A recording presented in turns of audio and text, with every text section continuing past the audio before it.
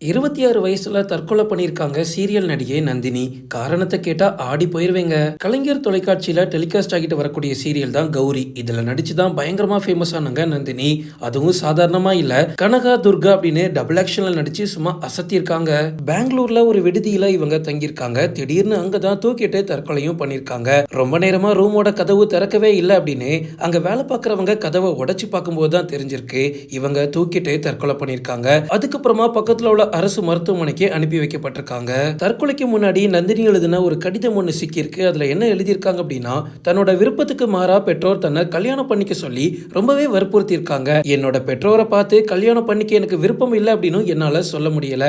இந்த விஷயத்தால மனதளவுல நான் ரொம்ப பாதிக்கப்பட்டிருக்கேன். இதை தாங்கிக்கிட்டு என்னால ஓவர் கம் பண்ணவே முடியல.